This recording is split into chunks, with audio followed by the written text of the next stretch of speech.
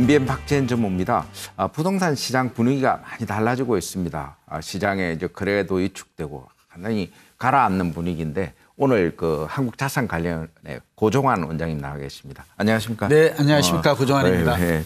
고 원장님 뭐 예상한 대로 지금 부동산 시장이 그렇게 또 움직이고 있는 것 같은데 실제로 뭐 거래도 많이 줄고 또 가격도 막 하락하고 그래서 여러 가지 이제 시장 지표가 나빠지고 있는 것 같은데 지금 현상을 좀 진단을 좀 해주시죠. 네, 그렇죠. 우리가 이제 한 달 전에 예상했던 것과 같은 유사한 모습이 좀 나타나고 있다. 부동산 시장이 진정 국면에 접어들었다. 그리고 빠르게 식고 있다. 이렇게 먼저 진단할 수 있고요.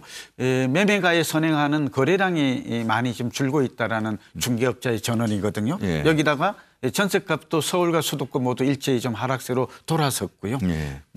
예컨대 잠실주공 5단지 같은 경우에는 34평형이고 최고가가 20억 한 1, 2천 정도 갔었는데 17억 7천만 원으로 떨어져도 매수자가 없어서 거래가 안 되고 있다고 그럽니다. 그리고 국민은행이나 KDI의 부동산 소비 심리 지수를 보아도 전문가를 대상으로 조사를 했는데 일제히 그 100 이하로 이렇게 떨어지고 있습니다. 이거는 부동산 경기가 앞으로 나빠질 것이다. 이렇게 진단하는 사람이 늘어나고 있다는 걸 알 수 있습니다. 그러면 이런 분위기가 뭐 계속 이어질 거로 봅니까? 네, 그렇죠. 우리가 앞서 또 살펴보았듯이 부동산 경기의 10년 주기설 또 그리고 벌집 순환 모형 같은 걸 보면 어느 정도 알 수 있다고 그랬잖아요. 단기적인 변화는 거래량이 가격의 1, 2분기 선행하니까 거래량이 조금 더 1분기만 더 감소한다면 가격 하락이 나타날 가능성이 크고요. 중장기적으로는 저는 2, 3년 정도 집값은 좀 하락 국면으로 접어들 것이라고 보고 있는데 그게 집값이 5, 6년 상승하면 4, 5년 하향 안정되는 그런 사이클 또 벌집 순환 모형을 보아도 7 내지 12년을 순환 주기로 해서 움직이고 있거든요.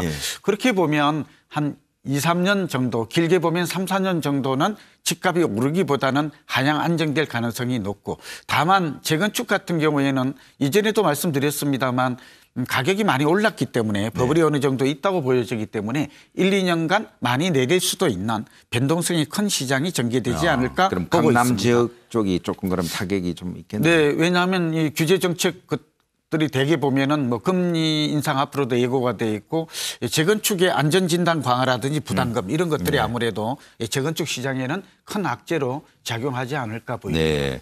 그리고 올 이제 하반기에 이제 부동산 시장의 이제 주요 변수 중에 하나가 이제 그 부동산 보유세 강화 이게 상당히 구체화될 거다. 그런 걱정을 많이 하던데 그건 어떨 거예요? 네, 그렇게 보여지죠. 지금 이제 부동산 규제 정책이 나올 만한 것은 거의 다 나왔습니다. 이제 남아 있는 거라고는 이제 금리 인상이 좀 예고되어 있죠. 이제 미국이 금리를 올렸고 우리는 지금 4월에 동결했습니다만 앞으로 금리가 어쨌든 역전 현상 때문에 한두 차례 더 오를 수도 있다는데 이제 무게감이 쏠리고 있죠. 네, 그렇게 볼 수 있고 그다음에 보유세 강화는 그런 쪽으로 가는 것 같아요. 정부가 이제 재정특위 같은 걸 만들어서 이제 출범한 걸 보면 한두 달 이내에 빠르면 보유세 강화 이런 방침이 나올 것으로 보여집니다. 이렇게 되면 부동산에는 당연히 악재죠. 수요를 감소시키고 또 악재로 작용할 것으로 보여서 앞서도 잠깐 설명드렸습니다만 부동산 경기는 앞으로 이제 상승보다는 하락에 방점을 찍는 게 옳다고 보여지고 그리고 시장 자체도 이제는 매수자 시장으로 매수자 중심 시장으로 바뀌지 않을까 전망됩니다. 네.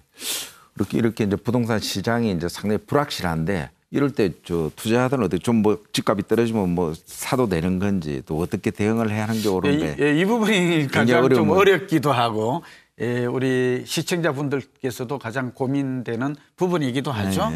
저는 우선 두 가지를 말씀드리고 싶어요. 우선 부동산 투자에 성공하는 법칙이 있어요. 제가 발견한 것인데 3대 법칙인데 예컨대 지금 집을 살 때인가 팔 때인가 소위 이제 경기 예측과 시기 선택의 문제죠.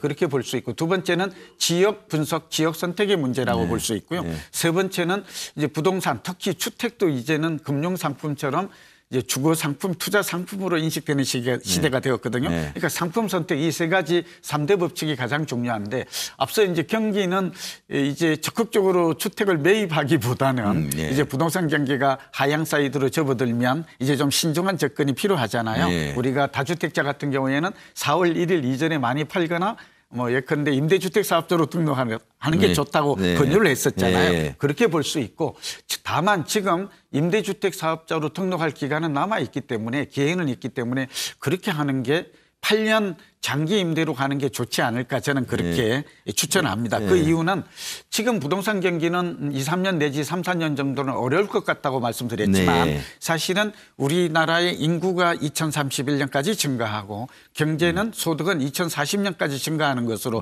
통계가 나와 있어요. 그렇게 보면 이번에 하락한다고 해서 이게 마지막이 아니고 다음에 상승이 남아 있다는 점을 꼭 우리가 기억할 필요가 있죠. 그렇게 본다면 지금 그렇게 뭐 두렵고 걱정할 문제는 아니다. 이렇게 장기 투자 전략을 좀 선택하라는 말씀이고, 두 번째는 지역은 유망 지역이라고 말하면 성장 지역을 선택해야 돼요. 제가 좀 꿀팁을 꼭 드리면 이 부분 참 중요한데요. 저는 인구가 증가하고 소득이 증가하고 인프라가 확충, 지하철과 같은 확충되고 그리고 행정계획, 이렇게 국가가 개발을 주도하는 이러한 국토계획 이라든지 도시계획 같은 것들이 존재하는 이 4가지 지역을 주목해서 이런 지역에만 관심을 가지고 내 집을 마련하거나 부동산 투자를 한다면 적어도 실패하지 않고 성공할 확률이 높다고 보여지고요. 이 주택인 경우는 주거 상품은 소형화 새주택 현상이 아주 뚜렷합니다. 그렇다 그러면 이왕이면 소형 위주로 그리고 새주택 위주로 예컨대 우리가 신규 분양 전략을 노리는 것은 참 좋죠. 강남이 꼭 로또 청약이 아니어도 서울 지역이나 수도권 인기 지역에 이 청약을 노리는 이런 전략은 바람직하고, 그리고 경우에 따라서 부동산 가격이 많이 급락을 한다면 경공매를 그런 공략하는 전략도 비교적 좋아 보여요. 그리고 저는 아파트보다는 뭐 단독이나 이제 다가구 주택 쪽으로 그리고 이 토지 주택 토지 쪽으로도 다소 자금이 좀 이동할 가능성이, 그러니까 주택의 규제를 피해서 자금이 이동하는 이런 현상들을 잘 가면 3대 법칙이 있죠. 시기 선택, 지역 선택. 상품 선택에 잘만 고른다면 성공하는 법칙이 될 것입니다. 고 원장님 오늘 좋은 말씀 감사합니다. 감사합니다.